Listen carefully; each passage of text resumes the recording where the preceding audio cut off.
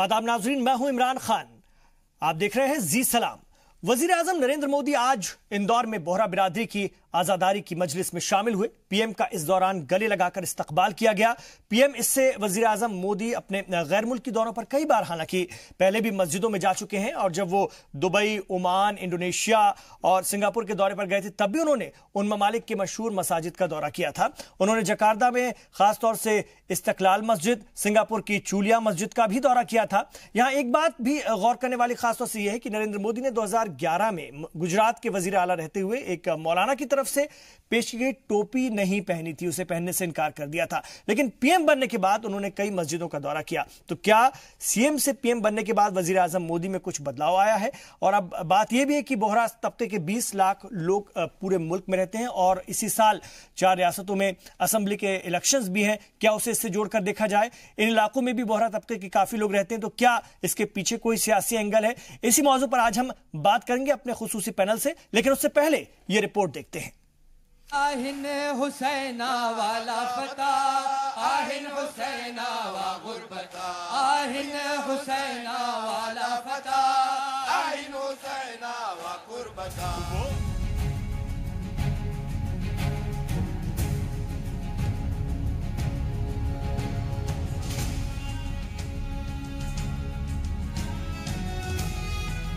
वजीर आजम नरेंद्र मोदी आज इंदौर में दाऊदी बोहरा समाज की आजादारी में शिरकत करने के लिए पहुंचे। इस दौरान पीएम ने मजहबी रहनुमा सैयदना मुफज्जल सैफुद्दीन से मुलाकात की। उन्होंने यहां मनिक बाग में वाक़े सैफी मस्जिद में कहा कि सैयदना साहब ने समाज को जीने की सीख दी। बोहरा समाज दुनिया को भारत की इस ताकत से वाकिफ करवा रहा है। उनके साथ मध्य प्रदेश के वजीर आला शिवराज सिंह चौहान भी मौजूद रहे। बोहरा समाज की तारीख में ऐसा पहली बार हो रहा है जब किसी मजहबी प्रोग्राम में कोई वजीर आजम शामिल हुए हों। पीएम ने इस दौरान मजलिस से खिताब किया। पीएम ने कहा कि आप सभी के बीच आना मुझे नया एहसास देता है। पीएम ने कहा कि इमाम हुसैन के पैगाम को बोहरा समाज ने अपने दिल में उतारा। इमाम हुसैन अलैहिस्सलाम ने जुल्म और ज्यादती के खिलाफ आवाज बुलंद की थी। साथियों, इमाम हुसैन के पवित्र संदेश को आपने अपने जीवन में उतारा है और सदियों से देश और दुनिया तक पैगाम पहुंचाया है।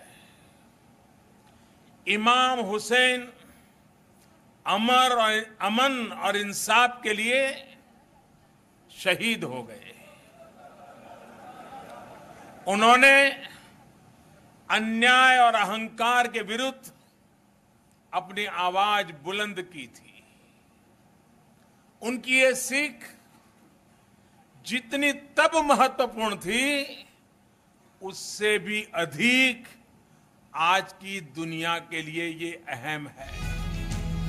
वाज़ेह रहे कि बोहरा तबका खास तौर पर तिजारत करने वाला तबका है और सैयदना मुफज्जल सैफुद्दीन दाऊदी बोहरा तबके के 53वें मजहबी रहनुमा हैं। 12 सितंबर से इंदौर में मजहबी तकरीबात चल रही है। सैयदना पहली बार इंदौर आए हैं। इससे पहले उनका सूरत में आना हुआ था।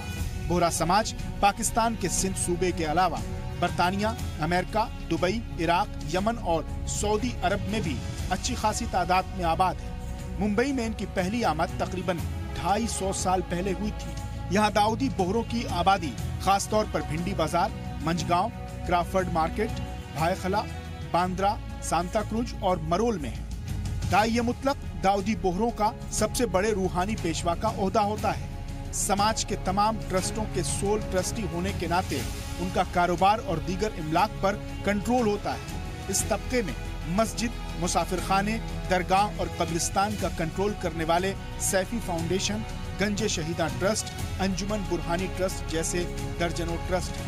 150 छोटे ट्रस्टों को मिलाकर बनाया गया अकेला दावत हदिया प्रॉपर्टी ट्रस्ट ही 1000 करोड़ से ऊपर का बताया जाता है, जो जमात के इंतजामिया के लिए जिम्मेदार। अब पीएम के इस प्रोग्राम को थोड़ा सियासी मायने में भी देख लेते हैं। दरअसल बोहरा तबके के 35,000 लोग इंदौर, 4.5 लाख लोग मध्य प्रदेश और 20 लाख पूरे मुल्क में आबाद हैं। वहीं इसी साल मध्य प्रदेश, राजस्थान, छत्तीसगढ़ और तेलंगाना में असेंबली इंतखाबात भी हैं। इन इंतखाबात की वजह से वजीर आजम के इस दौरे को पीएम के सियासी फायदे और इंतखाबी कैंपेन से जोड़कर देखा जा रहा है। ब्यूरो रिपोर्ट, जी सलाम। इंसान को बेदार तो हो लेने दो, इंसान को बेदार तो हो लेने दो, हर कौम पुकारेगी हमारे हैं हुसैन। जी हां, इस वक्त अयाम अज़ा चल रहा है। दुनिया के 90% से भी ज्यादा खुश अकीदा मुसलमान जो हैं वो इमाम हुसैन साहब को याद कर रहे हैं, उनसे गहरी अकीदत रखते हैं और उनकी शहादत को याद कर रहे हैं। और आज ये पैगाम भी वजीर आजम नरेंद्र मोदी ने इंदौर से देने की कोशिश की है कि हिंदुस्तान के भी हैं इमाम हुसैन, हमारे भी हैं हुसैन। ये एक बहुत अहम पैगाम है। हालांकि मुहर्रम चल रहा है, लेकिन रमजान से 15 दिन पहले भी वो रसूल पाक की सीरत बयां करते हैं। उसके बाद ईद की मुबारकबाद तो हमेशा देती रहे हैं। तो क्या ये वाकई सबका साथ सबका विकास है? क्या एक बड़ा बदलाव आया है? आगे जो इलेक्शन है क्या उसको देखते हुए ये स्टैंड लिया जा रहा है? ऐसी बहुत सारी बातें हैं जिस पर कि हम गौर करेंगे, बात करने की कोशिश करेंगे। और जो पैनल मेरे साथ आज इस चर्चा में शामिल हो रहा है, आइए मैं उनका तारुफ आपके साथ करा दूं। मेरे साथ स्टूडियो में तशरीफ फरमा है शकील अंसारी साहब, जो कि सीनियर कांग्रेस के लीडर हैं। आपका खैर मकदम है शकील साहब। हमारे साथ अब्दुल हमीद नोमानी साहब हैं, जनरल सेक्रेटरी हैं ऑल इंडिया मुस्लिम मोर्चा के। सर आपका भी खैर मकदम है। प्रोफेसर राजवीर शर्मा जी को मैंने अपने साथ रखा है, सियासी तज्जियाकार हैं, अक्सर हमारे प्रोग्राम में शामिल होते हैं। मेरे साथ मोहम्मद सुरूर अली थुराबी साहब भी हैं, जो कि तर्जुमान है ऑल इंडिया शिया मुस्लिम पर्सनल लॉ बोर्ड के। और भारतीय जनता पार्टी की तरफ से हमने महेश वर्मा जी को बुलाया है, जो कि तर्जुमान है बीजेपी के। आप सबका खैर मकदम है। आइए शुरुआत करते हैं। और मैं सबसे पहले कांग्रेस की तरफ जाना चाहूंगा, क्योंकि सियासी बात सबसे पहले कर लेते हैं। मुहर्रम चल रहा है, एक बड़ा पैगाम वज़ीर आज़म की तरफ से देने की कोशिश की गई है। रमजान के 15 दिन पहले सीरत रसूल पर मन की बात में बयां करते हैं, बहुत तफसील से बात करते हैं, उस बुढ़िया का किस्सा बयां करते हैं जो रसूलुल्लाह पर कचरा फेंक दिया करती थी लेकिन वो कुछ नहीं कहते थे, और तमाम बातें वज़ीर आज़म करते हैं। कैसे देखते हैं वज़ीर आज़म के इन बयानों को, इस रुख को? देखिए, सबसे पहली बात यह है कि वजीर आजम जी का हुदा जो है पार्टियों से ऊपर होता है, बेशक, और सरकार का वो मुखिया है हिंदुस्तान के आईन के मुताबिक जी। तो उनका फर्ज में दाखिल है कि वो सबों को लेके चले। क्योंकि हिंदुस्तान का अपना एक कल्चर है जहां हिंदू, मुस्लिम, सिख, ईसाई हजारों हजार साल से एक साथ मिलके रहते आए हैं। और जब एक साथ रहते हैं तो कभी कभी कुछ छोटे मोटे झगड़े या झंझट भी होते रहते हैं। जिस तरह कहते हैं कि किचन में जब बर्तन होता है तो खनखनाहट भी होती है। लेकिन पिछले दिनों जिस तरह से वजीर आजम, जब आपने खुद तज्जिया में बताया कि टोपी लेने से इनकार करते हैं, एक ऐसा पिक्चर पॉलिटिकल पेश करने की कोशिश की जाती है कि मुस्लिम समुदाय से दूरी रखते हुए हिंदू समुदाय को एकजा करने की एक कोशिश होती है। तो ये सब कोशिशें जब होती हैं ये राजनीति के लिए, तो आपने देखा कि सबका साथ और सबका विकास कहने वाली सरकार के 5.5 साल में विकास के नाम पर तो कुछ भी नहीं हुआ। अब पॉलिटिकल, अब उस पर हम ज्यादा बहस नहीं करेंगे। तो जब सबका नहीं हुआ तो मुसलमानों का भी विकास नहीं हुआ। अब ये चेंजिंग जरूर हुई है कि वजीर आजम बोरा तबका के एक फंक्शन में जाते हैं, ठीक है, माइनॉरिटी जो मुस्लिम कम्युनिटी का एक अच्छा तबका है, हम लोग उस एक तजारत करने वाला एक इकोनॉमिक बेस पर बहुत मजबूत तबका है ये, तो उसके साथ जाते हैं। लेकिन जब मुसलमानों के मसाइल हैं उसकी तरफ नहीं जाते। अभी आपने न्यूज पढ़ा भी थोड़ी देर पहले, आपकी मस्जिद में सवाल करना चाहूंगा, मैं आपसे सवाल करना चाहूंगा कि दिक्कत क्या आपको यह है कि वो कांग्रेस के पैटर्न पर नहीं चल रहे हैं, वो देवबंद को नहीं पकड़े रहे, ठीक है, वो दूसरे जो पंथ है मुसलमानों के, जो दूसरे फिरके हैं उनसे भी बात कर रहे हैं, ये आप लोगों को तकलीफ है? नहीं, टोपी पहनने का जो आपने जिक्र करके नहीं, आपने पहले कहा, जिक्र आपके रिपोर्ट में था, मैंने नहीं किया। मैं ये कह रहा हूं कि सब सबका साथ सबका विकास में क्या देवबंद नहीं आता है? आता है, बेशक आता है। तो सबसे बात करनी चाहिए। मैं कहां मना कर रहा हूं? आप इसको कहिए कि बोहरा तबका के साथ उनके तालमेल या उनकी मुलाकात या उनके फंक्शन में जाना का कोई आदमी इनकार नहीं कर रहा है, उसको वेलकम कर रहा है, स्वागत कर रहा है। और सूफी ज्यादा हैं, बड़ी तादाद है, कांग्रेस ने कभी उनकी तरफ तवज्जो नहीं कांग्रेस में वो सहारनपुर और मुजफ्फरपुर से जो रामलीला मैदान में बसें आया करती थी और भीड़ दिखा दी जाती थी कि यही मुसलमान है कांग्रेस के साथ। ये बात कांग्रेस और अभी वजीर आजम की बात मत कीजिए। कांग्रेस के साथ और कांग्रेस की बात यह है कि सभी तबका को लेके चलने की तलाकत है और सलाहियत है। हम कॉमनल बेस पर कोई राजनीति नहीं करते हैं और वोट लेने के लिए कोई हम नाटक नहीं करते हैं। 2016 में सूफी कॉन्फ्रेंस कराई वजीर आजम ने, उस वक्त दर्द सूफियों का निकल कर आया। 70 साल से कांग्रेस ने कभी तवज्जो नहीं दी सूफियों के खिलाफ। बरेलवी के और शिर्क के फतवे जारी होते थे, कांग्रेस ने कभी उनसे जाकर के पूछा कि आपके दिल में क्या दर्द है? आपके खिलाफ जो फतवे जारी होते हैं। या बीजेपी का ये काम नहीं है कि मुसलमानों के बीच में, आप जानते हैं मुसलमान कई आउट ऑफ स्कूल को मानने वाले हैं और सब मिलके नहीं तो मुस्लिम हैं और कांग्रेस ने कांग्रेस देखना ये तो जरूरी, सब साथ थे कांग्रेस के और कांग्रेस के सब साथ हैं। अब आप उसमें तोड़फोड़ करने की राजनीति करने की कोशिश करें, उससे कोई फर्क नहीं पड़ रहा है कि कभी आप बड़े तबके को छोड़ दीजिए, छोटे तबके को लेकर चलिए। हम कह रहे हैं आप सबकी बात कीजिए ना, मुसलमानों के इकोनॉमिक्स की बात कीजिए, मुसलमानों के छोड़ दिया गया कांग्रेस की तरफ से। सवाल ये नहीं, बड़ा तबका को छोड़ा, 90% मुसलमानों को छोड़ दिया गया। नहीं, तो वो आप क्यों इल्जाम लगा रहे हो कि कांग्रेस के साथ मुसलमान? ये भी नहीं, सब कह दीजिए कि सब तबका मुसलमानों बीजेपी का ही वोटर था, तब ये कहिए ना मुसलमान। दोनों तरह की बात नहीं चलेगी, ये सब बातें बेकार है। आपकी बात इतनी है कि वजीर आजम अगर इस तरह की काम करते हैं तो दिल को और बड़ा करें। मुसलमानों के इक्तिसादी हालात पर, मुसलमानों के समाजी हालात पर, मुसलमानों की एक बहुत बुरी हाल जो हो रही है आजकल। देखिए अभी आज एक तरफ वो मस्जिद में जा रहे हैं और दूसरी तरफ गुरुग्राम की मस्जिद को लॉक कर दिया गया, सील कर दिया गया, नमाज नहीं पढ़ने दिया गया। ठीक है, और ये माहौल हो रहा है। मोहम्मद सुरूर थुराबी साहब, कैसे देखते हैं पीएम के इस इंदौर दौरे को? कैसे देखते हैं उनके इमाम हुसैन को याद करने को और ये बताने को कि इमाम हुसैन हमारे भी हैं और हमें कम से कम उनसे एक बड़ी सीख लेनी चाहिए उनकी शहादत से? देखिए, अभी आपने एक शेर पढ़ा कि इस दुनिया को बेदार तो हो जाने दो, हर कौम पुकारेगी हमारे हैं हुसैन। बेशक इमाम हुसैन अलैहिस्सलाम ने आज से 1400 साल पहले जब यजीद की 9 लाख लश्कर की फौज सामने थी, उस वक्त ये बयान दिया था कि मुझे हिंद जाने दो जहां मुसलमान नहीं इंसान रहते हैं। तो इमाम हुसैन अलैहिस्सलाम जो नवासे थे रसूलुल्लाह सल्लल्लाहु अलैहि वसल्लम के, उन्होंने हिंदुस्तान की अमानत की सदाकत 1400 साल पहले दी थी और तारीख में ये बात मौजूद है कि यहाँ से हुसैनी ब्राह्मण और कुछ हजरात जो है इमाम हुसैन अलैहिस्सलाम की शहादत के बाद यहाँ से गए थे वहाँ पे, आप यानी कि बदला लेने के लिए। ये पैगाम जो आज दिया है मोदी जी ने, इसका हम खैर मकदम करते हैं, समझे। और माइनॉरिटी कम्युनिटी, यानी माइनॉरिटी में हम लोग माइनॉरिटी हैं, तो ये एक अच्छा पैगाम है इमाम हुसैन अलैहिस्सलाम के लिए। उन्होंने जो कहा, मैं समझता हूँ इसको सियासी नजर से ना देखते हुए इसको सिर्फ एक इंसानियत की निगाह से देखें। As a prime minister of India वो हर कम्युनिटी जो भी है, चाहे वो ट्राइबल कम्युनिटी हो, चाहे मुस्लिम कम्युनिटी हो, चाहे हिंदू कम्युनिटी हो, वो सबका अधिकार, सबका साथ उनको लेके चलना है। ठीक है, बहुत अहम बात, सबका साथ सबका विकास आप कह रहे हैं और एक मैसेज गया है मुस्लिम कम्युनिटी में, मैसेज गया है। शकील अंसारी साहब मेरे साथ थे, अब्दुल हमीद नोमानी साहब मेरे साथ हैं, general secretary all India Muslim Morcha के। क्या बड़ा मैसेज जाता है मुस्लिम समाज में वजीर आजम की तकरीरों से, उनके इस तरह के प्रोग्राम में शामिल होने से, मस्जिदों में जाने से? कैसे देखते हैं आप उनके इन बातों को, उनके इन दौरों को?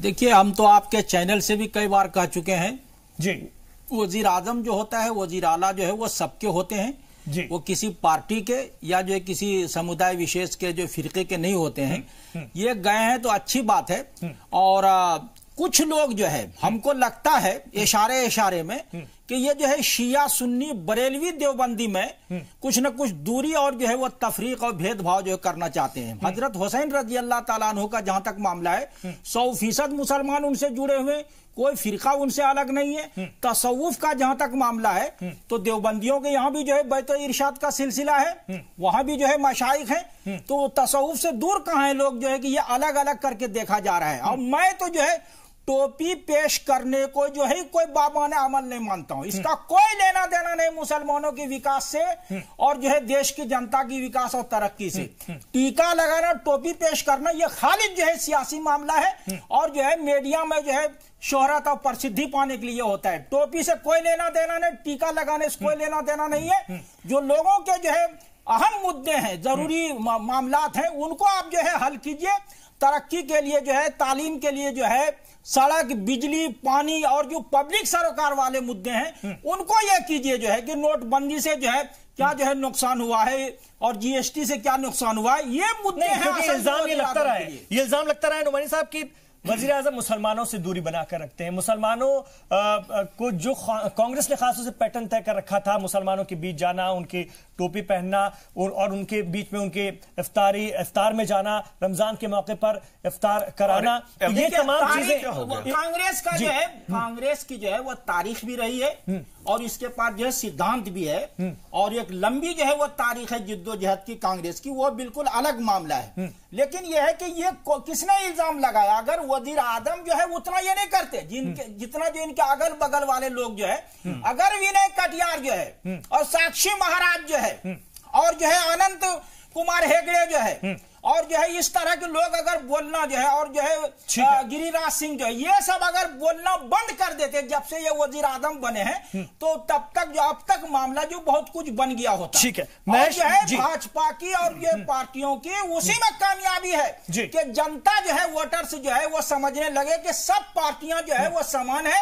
अलबत्ता जो है विकास के जो क्या मुद्दे हैं और देश को आगे बढ़ाने के, आप देखिए कि आप जो है वो देश में, मैं लौटूंगा सर, मैं लौटूंगा, इस पर भी मैं आपसे बात करूंगा। मैं महेश वर्मा जी के पास चलूंगा। महेश वर्मा जी, जो शकील अंसारी साहब ने इल्जाम लगाया कि एक तरफ तो इंदौर में जाते हैं, बोहरा समाज के बीच से बातें रखते हैं वजीर आजम, दूसरी तरफ गुरुग्राम में क्या हो रहा है, एक मस्जिद को सील किया जा रहा है, मुसलमानों को तवज्जो नहीं दी जा रही है, कहीं ना कहीं वो धरने पर बैठे थे उन्हें उठा लिया जाता है। तो ये कैसा रवैया है ये, क्योंकि इस वक्त गुरुग्राम में, इस वक्त हरियाणा में भारतीय जनता पार्टी की सरकार है।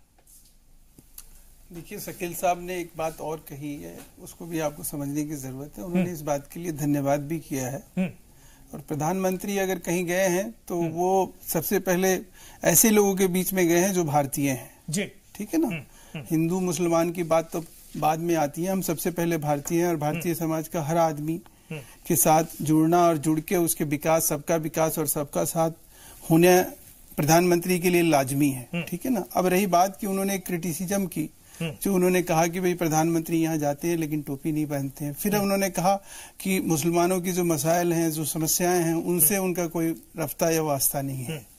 ये बात जो है, मतलब अगर आप एक तरफ ये कहते हैं कि टोपी नहीं पहनते हैं और टोपी ना पहनना मुसलमानों के साथ जाती है, तो ये सरासर, मैं बोलूंगा टोपी का मसला मैंने कोई टोपी का मसला और आपका मसला है और टोपी का मसला ये यहाँ के आपके चैनल आपने कहा, हमने याद दिलाया चैनल में टोपी को कोई बहुत इम्पोर्टेंट मानते हैं, लेकिन सिंबॉलिक अगर आपने बोला तो मैंने कुछ नहीं बोला। आप चुप रहिए। अगर आप सुनने के मद्दा नहीं रखते हैं ना, आपको मिर्ची क्या लगती है भाई? नहीं, आपको क्या मिर्ची लगती है? हम बोल रहे हैं, आप बोले तो मैं कुछ बोला हूँ? नहीं शर्मा जी, देखिए, नहीं ये गलत है। मेरे नाम से गलत बात नहीं बोलेंगे। नहीं, क्यों गलत नहीं बोल रहे? आप गलत नहीं बोल रहे हैं। बोलिए कि चैनल आप कॉमनल हो रहे हैं यहाँ पर। क्या कर रहे हैं? जनेऊ पहन के राहुल गांधी क्या संदेश देना चाहते हैं? क्या संदेश आप इस देश में दिलवाना चाहते हैं? जनेऊ पहन के वो भला कर रहे हैं? क्या कर रहे हैं? जनेऊ का मतलब क्या होता है? मुझे बताइए। जनेऊ पहनने के लिए दरखास्त दिया जाए क्या? टोपी और जनेऊ दरखास्त दिया जाए। टोपी और जनेऊ पे आप आइए ना मुझे पर बोलिए तो आप आपने क्या किया? मैंने कहा मेरे नाम से मत बोलिए, टोपी आपके चैनल ने बोला है। मैं तो ऐसी बात कर रहा हूँ। जनेऊ पे दस चलाएंगे। आप गुरुग्राम की बात कर रहे हैं, जिस मस्जिद की बात कर रहे हैं, आपको मालूम है? आपको मालूम है मस्जिद कहाँ चलाई जाती है? यहाँ मौलाना बैठे हुए हैं, यहाँ अच्छे स्कॉलर बैठे हुए हैं, कहाँ मस्जिद चलाई जाती है? जो अथराइज जगह हो, अनअथराइज जगह पे, गैर कानूनी जगह पे मस्जिद चलाई जाती है। आप मुझे बताइए, आप लोग किसी भी चीज को बढ़ावा देने से पहले, बोलने से पहले सोचते हैं कि क्या बोल रहे हैं? देश का प्रधानमंत्री आप इसी तरह का क्रिटिसिज्म कब किए? सऊदी अरब का सुनिए, यूएई के जब प्रिंस आते हैं हम उनको अपने रिपब्लिक डे पे बुलाते हैं, हम एक मुस्लिम कंट्रीज के रूलर को अपने पास बुलाते हैं, हम अतिथि बनाते हैं, तो भी आपको मिर्ची लगती है कि भाई मुसलमानों के साथ क्यों जा रहे हैं? अरे मुसलमानों का करिए ना, आपका गुलाम जाइएगा क्या? आपने क्या किया? जाएंगे आपने इस देश में क्या किया? सेना बांटने का काम किया, पुलिस बांटने का काम किया, और वो भी ऑफिशियली किया। पूछिए कैसे? आपने क्या किया? मसला ही नहीं, आपने आयोग बनाया, सेना में मुसलमान कितने हैं, हिंदू कितने हैं, यही काम है। मुस्लिम की बात जब की गई वही गलत है। अंग्रेज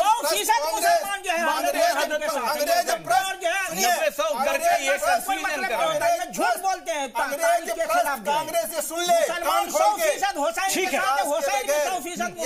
बना के भावनाओं को, ये अभी आपने टोपी और ये जनेऊ की बात कर रहे हैं ना, अरे जाके आपके मिनिस्टर माला पहनाया करें, कानून पूरा करें, और लिंचिंग के नाम से कत्ल करते रहे, बहुत अच्छा है। संविधान की शपथ ले चुके हो, भारतीय होने के नाते बात करो ना यार, हिंदू मुसलमान में बांट करके क्यों बात कर रहे हो? ये बंद कर दीजिए ना, तो आपका वोट जीरो हो जाएगा। मैं आपके पास लौटूंगा, और आप जहां से चले मैं लौटूंगा सर आपके पास। ये जो कर रहे हैं ना, धर्म और कास्ट की बात कर करके आप जो पॉलिटिक्स करते हैं ना, जीरो हो जाइएगा। क्या जीरो हो जाएंगे? आप जीरो पर जाइएगा। इस मुसलमान हिंदू मुस्लिम का सदियों से एक रहा है, और ये जो आप भड़काने की कोशिश कर रहे हैं ये खत्म हो जाएगा। ठीक है, ठीक है, हो जाइएगा जीरो। ठीक है महेश जी, ठीक है महेश जी, भला होने नहीं, मैं लौटूंगा आपके पास, मैं लौटूंगा आपके पास, मैं लौटूंगा। एक काम बताइए, ठीक है, महेश जी मैं लौटूंगा आपके पास। के लिए कुछ राजवीर जी, प्रोफेसर राजवीर जी, शिक्षा के खिलाफ महेश जी मैं लौटूंगा आपके पास। महेश जी आप भाषण दे रहे हैं, भाषण नहीं दे रहे, महेश जी एक एक करके राजवीर जी कैसे आप देखते हैं, कैसे आप देखते हैं वजीर आजम के दौरे को? राजवीर जी नहीं दे रहे, ठीक है, मैं लौटा महेश जी सुनते हैं, जवाब दीजिए ना। ये अलीगढ़ मुस्लिम यूनिवर्सिटी और जामिया का जो मुस्लिम कैरेक्टर के ऊपर एफिडेविट क्यों बदल दिया आपने? माइनॉरिटी का कैरेक्टर के इस पर भी बात करेंगे, इस पर भी बात करेंगे, इस पर भी बात करेंगे, एक एक करके बात होगी, एक एक करके बात होगी, एक एक करके बात होगी, और दोनों को आप चाहते हैं मैं इसका जवाब भी आपसे लूंगा, इसका जवाब मैं जी मैं आपसे इसका जवाब लूंगा, मैं जी मैं आपसे इसका जवाब लूंगा। प्रोफेसर राजवीर शर्मा जी, मैं ब्रेक लूं उससे पहले मैं आपका रद्देमल जानना चाहूंगा। बहस गर्मा गर्म हो रही है, कैसे देखते हैं वजीर आजम के दौरे को? उसके बाद हम जो बाकी सवाल है, क्योंकि कई मंदिर और मठ भी आपने कहा गैर कानूनी प्रॉपर्टी पर जो मस्जिद बनी हुई है उनको हटाया जा रहा है, तो फिर जो सवाल आया है कि और भी मंदिर और मठ भी है उसको क्यों नहीं देखा जा रहा है, इस पर मैं सवाल करूंगा। राजवीर जी आपका मैं सवाल करूंगा जी। मुझे लगता है कि इसको राजनीतिक तौर पर लाने के बजाय हमको दो तीन चीजें समझनी चाहिए जी। एक तो वजीर आजम ने सबसे बड़ी बात ये कही है कि भारत का हर निवासी, भारत का हर नागरिक भारत का है, भारत माँ का सपूत है और हर एक को अपने धर्म में विश्वास करने का हक है। लेकिन उन्होंने ये भी कहा है कि हर मुसलमान को इमाम हुसैन के जो सिद्धांत हैं उनको अपने अंदर समाहित करके और फिर समाज का और देश का हित करना चाहिए, समाज का अपने का भी और पूरे देश का हित करना चाहिए। ये उन्होंने एक मैसेज दिया है। दूसरी बात उन्होंने ये मैसेज दिया है कि जो उनकी आलोचना करते हैं कि भाजपा या प्रधानमंत्री वो मुसलमान विरोधी हैं, वो भी उन्होंने इस बात को नकारने की पूरी कोशिश उन्होंने की है कि ये एक प्रोपेगेंडा है उनके खिलाफ। और मुसलमानों को हिंदुस्तान में अगर मसाइल मुसलमानों के लिए जाते तो आज जो आप लोग कह रहे हैं कि मुसलमानों के मसाइल उठाइए, 70 साल के बाद भी क्यों जरूरत होगी कि हम मसाइल की बात कर रहे हैं? क्यों उनका विकास नहीं हुआ? अगर मान लो दूसरी पार्टी या कांग्रेस पार्टी हाँ हिंदुस्तान का विकास हुआ। देखिए मुझे बोलने दीजिए, देखिए मैं आपका आप अगर बोलने ही नहीं देंगे आप बोलने ही नहीं देंगे।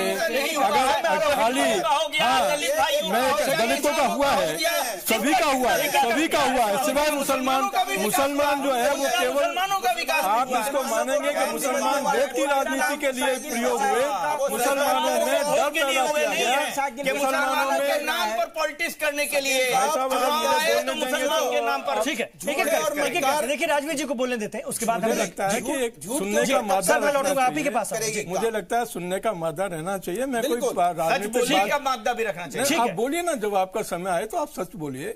लेकिन ये बात सच है कि अगर हमारे यहाँ आज भी मुसलमानों के पिछड़ेपन के, शिक्षा के, उनके स्वास्थ्य के या दूसरे उनके एम्प्लॉयमेंट के आज भी अगर मिसाइल बने हुए हैं तो इसके लिए जिम्मेदार कौन? ठीक है, इस पर हम बात करते हैं। दूसरी बात कि प्रधानमंत्री ने यह कोशिश की है कि मुसलमान वोट बैंक नहीं इस्तेमाल होना चाहिए। एक छोटे से ब्रेक का इशारा हो रहा है, इस छोटे से ब्रेक के बाद सर लौट रहे हैं आपके पास, अभी हाजिर हो रहे हैं।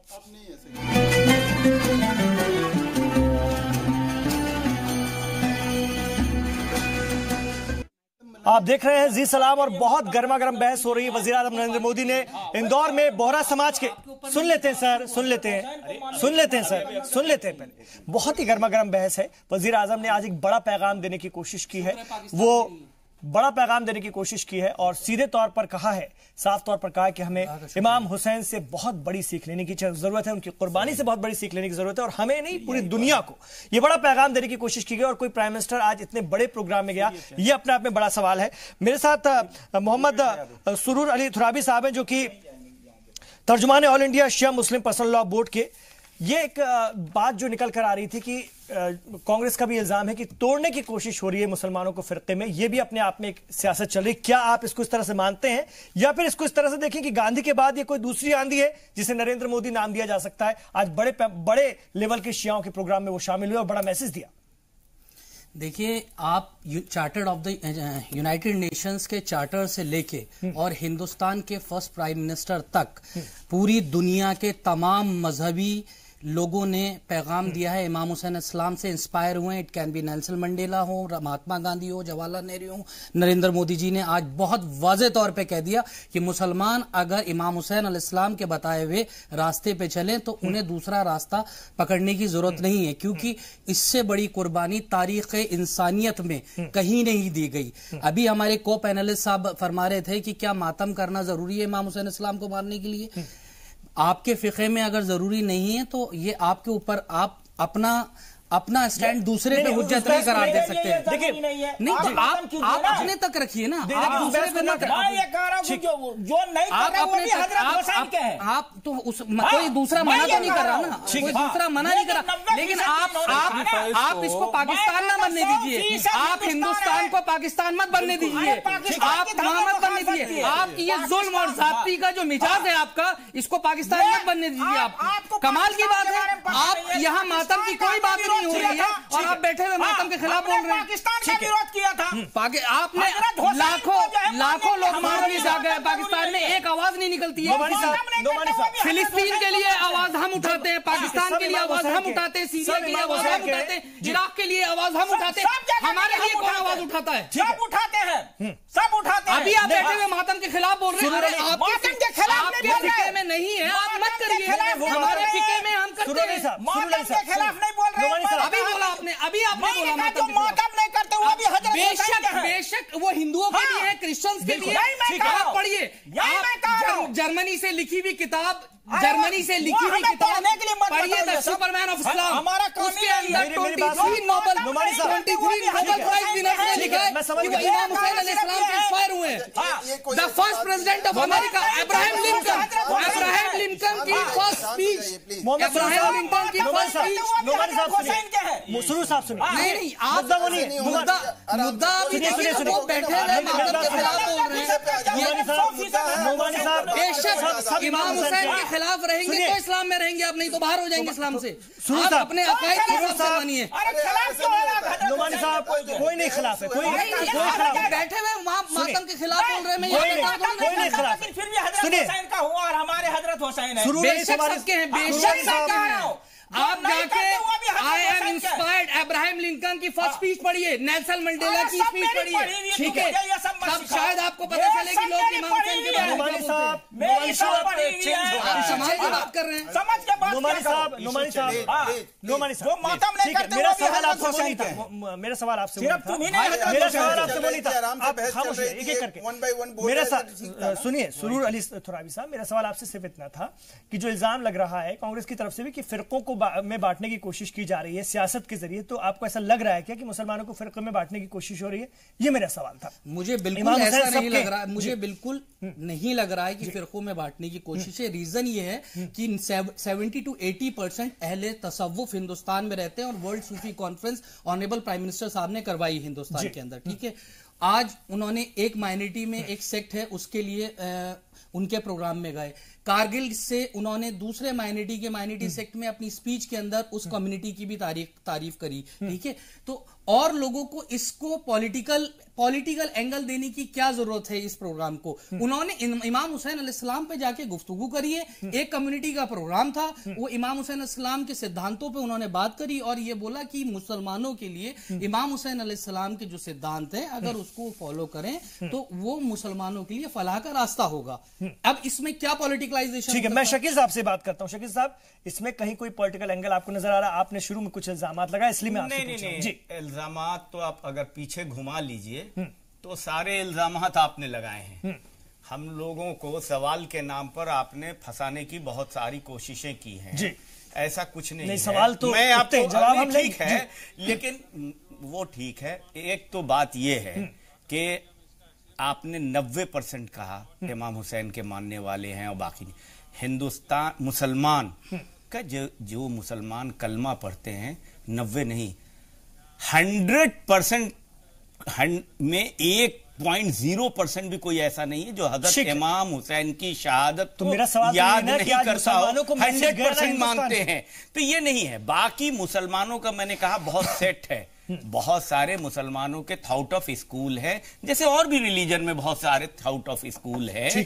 तो उसमें एक थाउट ऑफ स्कूल जो बुरा समाज के यहां गए, मैं कह रहा हूं कोई बुरा नहीं है, लेकिन मैं ये कह रहा हूं कि प्रधानमंत्री ने जो कहा वो करना चाहिए। अगर याद वो दिलाते हैं हजरत इमाम हुसैन की कुर्बानियों के लिए और जुल्म और ज्यादती के खिलाफ आवाज उठाने के लिए, तो मुसलमानों के खिलाफ जो जुल्म और ज्यादती हो रही है और उनके पार्टी के लोग करते हैं उनके खिलाफ कार्रवाई करने की भी कोशिश करनी चाहिए। और माला पहनाने के लिए पहुंच जाते हैं मुस्लिमों को, इनके लोग संगीन इल्जाम हैं। जवाब दीजिए महेश वर्मा जी। देखिए साहब, ये जो शकील साहब जो है ना, इनको आज ये पार्टी जो है इस बौखलाहट में इन लोगों को यही सब फीड करके भेजी जाती है कि भाई आपको जाके चैनल पे बोलना क्या है। नहीं, आप सवाल का जवाब दीजिए। सवाल का ही जवाब दे रहा हूँ। मोबाइल पर आप क्या आ चुका है आपकी पार्टी की तरफ से? जी, जयंत शर्मा को सिन्हा के खिलाफ इनके अंदर भारतीयता नाम यही तो सवाल है ना। भारतीयता नाम की कोई चीज इनके पास बची नहीं है। ये यही कौम और वर्ग की राजनीति करके ये अपना किसी तरह से नैया पार कर लगाने की कोशिश कर रहे हैं। इनके पास कोई ऐसी चीज नहीं है जो ये किसी तरह से जता सके, बता सके कि हिंदुस्तान में इस कौम के लिए, इस वर्ग के लिए इन्होंने कुछ किया है। इन्होंने सिर्फ इनको एक वोट का जरिया समझा जिसके जरिए ये सत्ता में रहे और लूट खसोट आप 4.5 साल में कौम के लिए मैं आ रहा हूँ ना, मैं उसी पे आ रहा हूँ। मैंने आपको आप सुनिए, फिर आप बोलिएगा, फिर मैं बोलूंगा, उससे कोई फायदा नहीं है।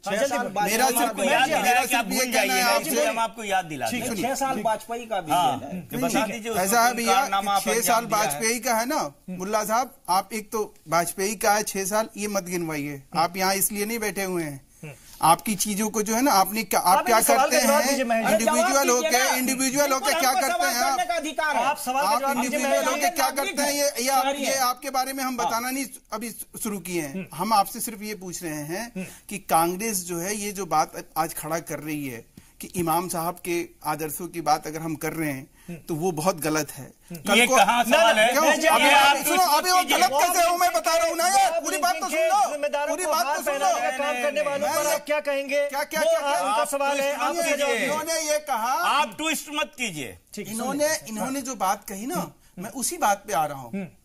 ये जो बात कह रहे हैं ना शकील साहब, जो हमारे ऊपर आरोप लगा रहे हैं, उसी का जवाब मैं दे रहा हूं। लेकिन हमारा भी तो कुछ फर्ज बनता है कि हम बताएं कि ये आदमी का, ये इस पार्टी का जो है क्या है, चाल चेहरा चरित्र इसका क्या है, किस तरह से इसने मुसलमानों का इसने किस तरह से मिसयूज किया है, इस देश में उनकी हालत कितनी बद से बदतर करी है, किस तरह से डिवाइड एंड रूल की पॉलिसी की तरह मुसलमानों को यूज किया गया है। 4 साल में आप दूसरी बात मैं आपको ये मैं कह रहा हूं कि जो ये बात हमारे ऊपर ये जो आरोप लगा रहे हैं, आपने कहा कि इन्होंने क्या कहा, मैं थोड़ा फिर से एक बार सुन लूं इनके मुंह से, इन्होंने क्या बोला, आपने क्या बोला? उन्होंने कहा मॉब लिंचिंग के जो जिम्मेदारान थे उनको हार पहनाकर उनका स्वागत किया गया। ये भी आपकी पार्टी की इंसाफ की बात जब कर रहे हैं, ये अब ये देखिए, अब ये कितने बड़े की बात करते हैं, ये जुल्म से लड़ने की बात करते हैं, तो ये क्या है? हाँ, अब ये कितने बड़े झूठ और फरेब के जरिए इस चीज को प्रचारित कर रहे हैं, प्रसारित कर रहे हैं कि मॉब लिंचिंग में प्रधानमंत्री इस देश में जो लॉ एंड ऑर्डर का सब्जेक्ट जो है राज्य सरकारों से है, उसके लिए प्रधानमंत्री ने खुलकर कहा, बात कुछ है और बात विरोध किया, पार्टी ने विरोध किया और एक बार नहीं किया, आपकी सरकार है, एक मिनिस्टर लेकिन जेल के अंदर आज तक हिंदुस्तान की तारीख उसमें नहीं है कि कोई मिनिस्टर जेल के अंदर जाके मुस्लिम को हार पहनाए। क्या माल कर रहे हैं, जवाब उसका दीजिए ना। ये वो लोग हैं जो सहारनपुर में कहते हैं कि हम नरेंद्र मोदी का हाथ काट लेंगे, हम गर्दन उड़ा देंगे, ले जाइए। इनका लीडर, इनका प्रदेश का उपाध्यक्ष क्या कहता है, हम सर कलम करने वाले को 50 लाख रुपया देंगे। कानून की कार्रवाई क्यों नहीं? ये वो लोग हैं, ये वो बात करते हैं। एक बात, दूसरी बात, ये मॉब लिंचिंग और तमाम तरह की जितनी भी बातें हैं, वाहियात बातें, ये रह के लोगों की भावनाओं को भड़काने का काम करते हैं। ये भड़काने का काम इनका आज नहीं है, ये ऑफिशियल है, सरकारी रिकॉर्ड पे है। आपके रिकॉर्ड के मुताबिक मुलजिम जेल में है, जेल में जाके इनके मिनिस्टर किसी को इनकरेज करेंगे, इसका जवाब देना। कहानी उल्टा पुल्टा कर रहे हैं। वो लोग हैं जिन्होंने मलियाना कराया, ये वो लोग हैं जो इस देश में मेरठ का जो कांड हुआ आप भूल गए हैं। ये कांग्रेस कितनी मतलब मुसलमानों के किस कदर हत्या करी है इस देश में। मलियाना कांड किसने कराया, मेरठ बहुत सारे लोग मेरठ कांड किसने कराया, बीएससी के लोगों ने पार कराए गए थे, बड़े बड़े नेता हो गए उस समय, हम याद नहीं आपको दिलाएंगे। सुनिए, अरे शर्म करिए, मलियाना हमने कराया, आपको शर्म आती कहां है? हमने कराया। आज जो कांग्रेस अपने रिकॉर्ड आप पढ़िए मलियाना का, नहीं मॉब लिंचिंग की बात कर रहे हैं आप। सुनिए, अगर सब्र हो, थोड़ा सा भी आपके अंदर कहीं थोड़ा सा भी इतना सा भी बचा हुआ है ना कुछ, तो उसके तहत सुन लीजिए कि 70 साल में जितना जुल्म जाती, जितना मॉब लिंचिंग कांग्रेस ने कराया ना, उनके लोगों ने कराया। आप याद करिए अब्दुल्ला बुखारी को संजय गांधी ने क्या किया था, याद करिए आप लोग। ठीक है, ठीक है, न्यूज बनी थी, ठीक है, थप्पड़ मारा था अब्दुल्ला बुखारी को। शर्म करिए यार आप लोग, कांग्रेस के ये आप लोग की हैसियत है इस देश में। शर्मा जी, नहीं, आप जवाब नहीं दीजिएगा। जवाब क्या, हमने बताया ना कि शर्मा जी सियासी तज्जियाकार के तौर पर मैं आपसे पूछना चाहूंगा, जिस गांव में इल्जाम लग रहे हैं एक तरफ मुसलमानों के बीच जाकर जुल्म से हम कैसे निपटे, इसके लिए बात कही जा रही है, जुल्म और ज्यादती से हमें निपटना है, उसकी बड़ी बड़ी बातें कही जा रही हैं। दूसरी तरफ इल्जाम लग रहे हैं कि जुल्म ज्यादती हो रही है। क्या वाकई आप इसको इस तरह से देखेंगे इस वक्त? नहीं, देखिए, दो बातें हैं इसमें भी। अगर आप देखें राजनीति से थोड़ा ऊपर उठ करके, तो प्रधानमंत्री ने हमेशा ये कहा है कि किसी भी आदमी का खून बहेगा तो भारतीय का खून बहेगा और ये गुंडागर्दी रुकनी चाहिए। अगर मान लो हम सब लोग याद करें तो प्रधानमंत्री ने अपने किसी भाषण में भी इस प्रकार की जो भी वारदात होती है उसको जस्टिफाई नहीं किया है। ठीक है। दूसरी बात यह है कि उन्होंने एक मैसेज आज ये भी देने की कोशिश की है कि भारत में बराबरी का शासन होना चाहिए, अपीजमेंट ऑफ नन और जस्टिस टू ऑल, सबको न्याय मिले लेकिन किसी का अपीजमेंट न हो। इस सिद्धांत का भी उन्होंने मैसेज का भी दर्ज था। हाँ, तो यही मैसेज उन्होंने देने की कोशिश की है कि भारत में अगर हम अमन, शांति और डेवलपमेंट चाहते हैं तो उसके लिए जरूरी है कि किसी का भी कानून सबके लिए बराबर का काम करे, चाहे वो हिंदू है चाहे मुसलमान है। जैसे अभी एक उदाहरण दिया मस्जिद का, मुझे लगता है कि मस्जिद भी अगर गैर कानूनी है तो गिरनी चाहिए, अगर मंदिर में कहीं गैर कानूनी है तो गिरना चाहिए, और इसमें कहीं ना एक नजर से देखना चाहिए। और ऐसे कई उदाहरण है जहां मंदिर गिरे हैं। कई शहरों में मंदिर गिरे हैं। मुझे लगता है कि उसका भी हमको ध्यान में रखना चाहिए। अक्सर देखा जाता है बीच में रोड में अगर आते हैं तो मंदिर गिरते हैं। सड़क बनने के लिए नहीं, मेरी बात सुन लीजिए। आप उस बात को वो भी भुला रहे हो, आपने एक पार्ट लिया, दूसरा पार्ट नहीं ले रहे हैं। मैं कह रहा हूं उनके मिनिस्टर जा रहे हैं, मुल्जिम को माला पहना रहे हैं, पर उन्होंने क्या कहा? क्योंकि मैं तो उसका जवाब देना इसलिए नहीं क्योंकि मैं तो एक पॉलिटिकल एनालिस्ट हूँ। मेरा कोई राजनीतिक पार्टी की बात नहीं। दूसरे का भी देता हूँ अगर आप चाहते हो। ये बिल्कुल आप गलत बोल रहे हैं। दूसरा भी ये आप उन लोगों को बढ़ावा दे रहे हैं जो उस दंगों में आपके लोग थे। उन दंगों में मुजफ्फरनगर कांड के बारे में आप बात कर रहे हैं। आप जिन व्यक्ति की तरफ आप इशारा कर रहे हैं, आप अपने गिरेबान में झांक लीजिए एक बार, आपको पता चल जाएगा। हम लोग वो लोग हैं जो उन दंगों के ऊपर एक सवाल इसलिए आजम खान की कभी क्रिटिसिज्म किया? उन दंगों के ऊपर गुलाम सिंह यादव का क्रिटिसिज्म किया? शर्म करिए। अखिलेश यादव का कभी क्रिटिसिज्म किया? नहीं किया ना? क्यों नहीं किया? उसमें हिंदू और मुसलमान दोनों मरे थे, भारतीय मरे थे। आप एक पक्ष की बात कर रहे हैं, आप एक पक्ष की बात कर रहे हैं। आपकी मानसिकता क्या दर्शाती है? आप किस तरह के लोग हैं? कांग्रेस सिर्फ मुसलमानों की इस तरह की ये घड़ियालू आंसी बहाकर आप कब तक इनकी वोट की राजनीति करेंगे? आप तक किस तरह की वोट की राजनीति करेंगे? आपके पास आऊंगा सर। ये क्या तरीका है कि हिंदू मुसलमान? आप कहिए ना कि भारतीय मरा था, भारतीय के ऊपर ये बात होनी चाहिए। कोई भी आदमी मरता है वो भारतीय होता है। बेशक हिंदू मुसलमान की बात आप करते हैं। भारतीय मुल्जिम को मिनिस्टर का काम है कि जाके माला पहनाए। हम माला जो पहनाते हैं, हम कौन माला पहनाए? आपको मालूम है? आप इतिहास भूल रहे हैं क्या? भारत सरकार का एक मिनिस्टर जेल के अंदर जाके माला पहनाया एक मुल्जिम को, भारतीय मुल्जिम को, जिसको सजा मिलनी है, जिसका न्यायालय में मामला चल रहा है। और बात इधर से उधर है। या तो टू द पॉइंट कीजिए, या तो आप चाहते हैं कि बदल जाए और मानसिकता का परिचय आप लोग क्यों दे रहे हैं भाई? आप भारतीय मुसलमान को लेकर इतने घटिया तरीके से क्यों पेश आ रहे हैं आप लोग? ये कौन सी राजनीति है आप लोग की? आप क्यों नहीं कह रहे कि एक भारतीय के साथ ऐसा होता है तो गलत है? एक भारतीय मुस्लिम भारतीय मुसलमान, भारतीय कानून से जो मुस्लिम है उसको भारत सरकार का ओथ लेने वाला आदमी माला पहना रहा है और प्रधानमंत्री उसको ड्रामे नहीं कर रहा है। और प्रधानमंत्री आज बड़ी बड़ी बात कर रहे हैं। अरे तो बात करने के पहले कुछ करना चाहिए ना, तब तो मैसेज जाएगा। खाली झूठ पर चलेगी नहीं, कहाँ चले गए 15 लाख रुपए? खाली झूठ पर ये सरकार चल रही है। कौम के बारे में बात कर रहे हो। इन्होंने दो बात कही थी, मैं उसका जवाब दे दूं अगर आप इजाजत दें। बिल्कुल बेशक सर। एक तो इन्होंने दो बातें कही कि एक तो ये जो मिनिस्टर ने जो मालाएं पहनाई थी वो क्या सही था, ये सवाल शायद आपने किया। जी जी जी, जेल के अंदर जाके। जेल के अंदर जाके। और दूसरा हमारे और साथी उन्होंने वाजपेयी जी का नाम लिया। अगर वाजपेयी जी ने कुछ ना किया होता तो हर मुसलमान की आंखों में पानी क्यों था? मुसलमान भी रोया उनके इंतकाल पर। क्यों रोया? इसलिए रोया कि वो सबको एक नजर से देखते थे, मुसलमान के विकास में वो विश्वास करते थे और जो कहते थे उसको जीते थे। आप उनकी बात कर रहे हैं, वो भी ऐसा ठीक नहीं है, उसका ठीक नहीं है। एक बात इन्होंने जो कहा, एक बात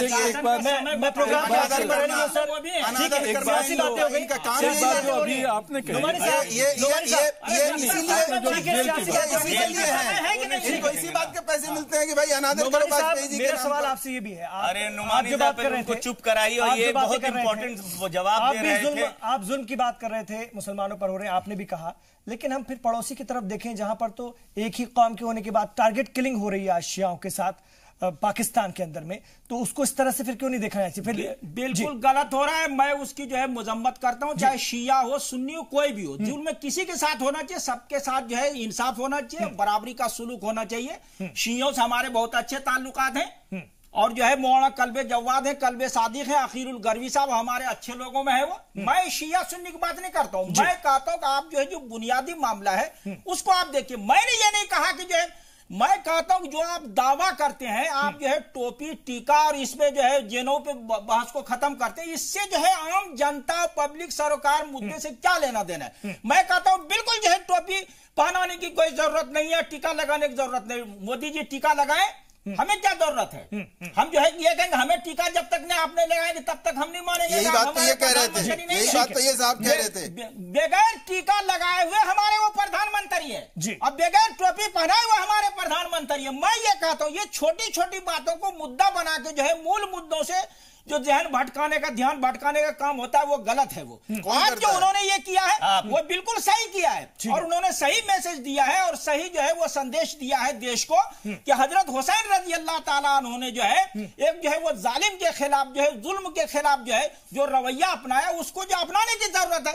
ये जो है 100% हर आदमी जो है इस जो है संदेश से पैगाम से जो जुड़ा हुआ है। ये कोई मुद्दा बड़ा जो है ऐसा नहीं कि जो इसकी कोई जो है मुखालफत करेगा और इसमें कोई जो है राजनीति भी नहीं है। लेकिन अगर आप जो है समाज को बांटते हैं फीसद में जो है और प्रतिशत में जो है कौन बांट है वो राजनीति कौन बांट रहा है? मतलब शियाओं के बीच चले गए तो आपको लग रहा है कि समाज को बांटने की कोशिश हो रही है।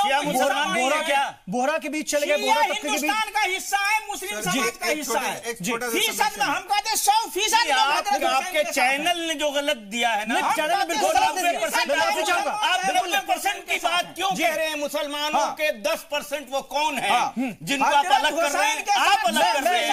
आपको क्या राइट है? मुसलमानों में अलग सेक्ट के लोग हो सकते हैं, अलग ख्यालात के लोग हो सकते हैं, मुसलमान 100% ठीक है। क्या आप इस बात से इत्तेफाक करते हैं?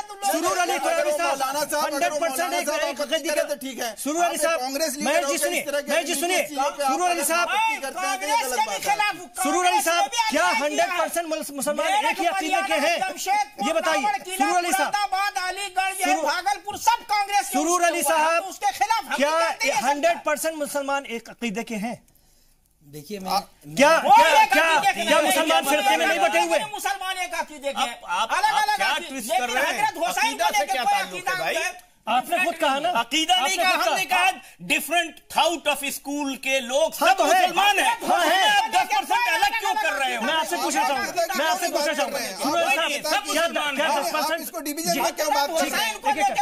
सुरूर अली साहब अपनी बात एक सुरूर अली साहब से मैं जवाब दूंगा इसी बात को। आप अपनी बात को एक भारतीयता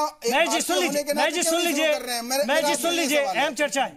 देखिए सबसे जो सवाल करा है हमारे दोस्त ने, मैं शकील साहब की बात से मुत्तफिक हूँ कि 100% मुसलमान अलग अलग थॉट्स के सब ठीक है, इसमें कोई शक नहीं। लेकिन मैं एक शेर शकील साहब को सुनाना चाहता हूँ कि दश्ते करबला में खड़ा सोच रहा था इस्लाम, क्या फायदा हुआ काफिर को मुसलमान करके।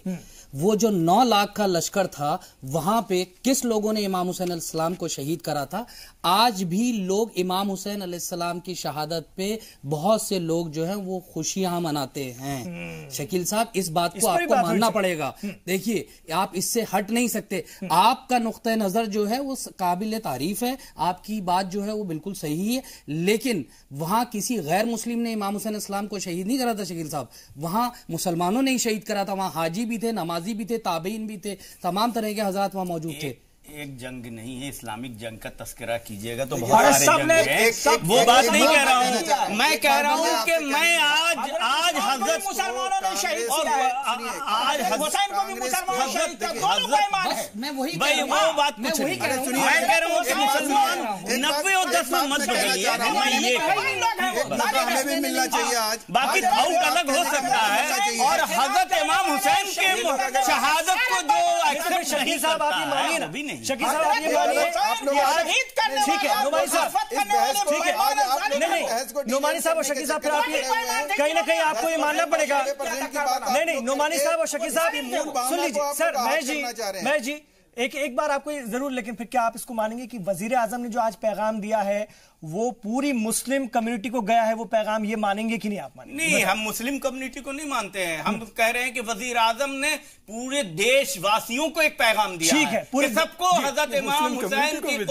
मैं मुसलमानों के हवाले से बात कर रहा हूं। और इंसाफ देना चाहिए। ठीक है, और इंसाफ देने की ताकत आज प्राइम मिनिस्टर के पास है, वो सबको इंसाफ दे। ठीक है, नुमानी साहब आप मानेंगे ये पैगाम हिंदुस्तानियों के लिए तो है ही, लेकिन तमाम फिरकों को मानने वाले मुसलमानों को भी। हजरत इमाम हुसैन दुनिया के लिए पैगाम है, ये हिंदुस्तानियों के लिए पैगाम नहीं है, सबके लिए सबक है और सबके लिए रोशनी है। हमको वलवला मिलता है कि हम जालिमों के खिलाफ जो है हजरत हुसैन से प्रेरणा और सबक लेके मुकाबला करते हैं। वो तमाम इंसानों के लिए है, खास तौर से मुसलमानों के लिए, क्योंकि मुसलमान जालिमों ने ही जो हजरत हुसैन को शहीद किया था और वो मजलूम शहीद थे। वो हम लोगों को भी मिलेगा क्या आज? भाई तो कह रहा हूं आपके लिए भी है सर, आपको बहुत सुना जी, अपनी बात रखी सबके लिए है। मैं ये कहना चाह रहा हूँ, लेकिन विशेष तौर से मुसलमानों मौलाना साहब चुप हो जाओ, कितना बोलोगे? नहीं मैं जी कह रहे हैं, वो कह रहे हैं कि सबके लिए पैगाम है। ठीक है, मैं इस चीज के लिए शुक्रिया करता हूं मौलाना साहब को कि आपने अच्छी बात बताई हम सबों को, और हमें उसको फॉलो करना भी चाहिए। और प्रधानमंत्री ने जो बात कही है वो देश हित में कही है, जनहित में कही है, मानवता के लिए कही है। हमारे जो इमाम हुसैन साहब थे, हमें याद है कि हम ताजिया में जब इस तरह का ये होता था तो हम लोग भी उसमें बढ़ चढ़ के, हमारी संस्कृति ऐसी रही है कि इसको हम लोग बीइंग इंडियन हम सेलिब्रेट करते हैं, या हमारी ईद हो या हमारी दिवाली हो, इसमें जो नफरत और दरार पैदा करने की कोशिश की जाती है वो बिल्कुल गलत है। दूसरी बात कि कांग्रेस जो है ना, हमेशा एक चीज को, मतलब मुझे तो समझ में नहीं आता है कि ये किस मानसिकता के लोग हैं, ये किस तरह से हिंदुस्तान को इन्होंने समझा हुआ है कि अगर हम सरदार पटेल की बात, उनकी सिद्धांतों की बात कर दें तो ये कहेंगे कि अरे भाई तुमने कैसे बात कर दी, ये तो हमारा ये है, क्या बोलते हैं वो, इसके ऊपर ट्रेडमार्क हमारा, ये तो कांग्रेस का है। गांधीवादी विचारों को हमने कह दिया, गांधी जी के बारे में हमने कुछ कह दिया, अरे ये तो कांग्रेसियत की बात कर रहे हैं, ये कैसे कह सकते हैं, ये क्यों इस तरह से बोलेंगे। आज इमाम हुसैन साहब की बात अगर प्रधानमंत्री ने कह दी तो ये कह रहे हैं कि वो बात तो कह दी, लेकिन अब ये बताएं कि टोपी क्यों नहीं लगाया। अरे भाई ये क्या मतलब, ये इस तरह की बात हमने याद दिलाया था, वो हमने याद दिलाया था। ठीक है, अब आप समझ गया, मैं समझ गया। राजवीर जी, प्रोफेसर राजवीर जी, मेरे पास वक्त कम है, बिल्कुल आखिरी दौर में पहुंच चुके हैं इस डिस्कशन के। राजवीर जी, आपका फाइनल कमेंट इस पूरी चर्चा पर। मुझे लगता है कि आज प्रधानमंत्री ने दो बातें कही। एक तो जो मैं आपको कह चुका हूं कि उन्होंने ये कहा है कि इमाम हुसैन के जितने भी सिद्धांत हैं उनको मान करके ही भारत और मुस्लिम समाज आगे बढ़ सकता है, उसके लिए हमें काम करना चाहिए। और दूसरा जो सबसे बड़ी बात उन्होंने कर दी वो ये कि उन लोगों को एक पैगाम दे दिया, उनका मुंह बंद कर दिया, जो हमेशा हिंदू और मुसलमान को लड़ा करके या मुसलमान को डर दिखा करके राजनीति करते थे, उनका मुंह उन्होंने बंद कर दिया है। उनके बीच में आज जाकर एक बड़ा पैगाम मुसलमानों को गया, हिंदुस्तान के पूरे मुसलमानों को गया और दुनिया के मुसलमानों को। जी बहुत शुक्रिया आप तमाम लोगों का इस चर्चा में शामिल अमल करके दिखा दें। ठीक है सर, ठीक है, और माला पहनाने वालों पर हम समझते हैं कि कार्रवाई करेंगे। बहुत बहुत शुक्रिया, खत्म हो जाता है उनके मंत्रियों ठीक है, कार्रवाई करेंगे। ठीक है, बहुत बहुत शुक्रिया, बहुत बहुत शुक्रिया सर आप लोगों का इस प्रोग्राम में, इस चर्चा में शामिल होने के लिए। तो एक बार फिर इस बात को कहते हुए हम खत्म करेंगे प्रोग्राम को कि इंसान को बेदार तो हो लेने दो, इंसान को बेदार तो हो लेने दो, हर कौम पुकारेगी हमारे हैं हुसैन। इजाजत दीजिए और आप रहिए जी सलाम के साथ।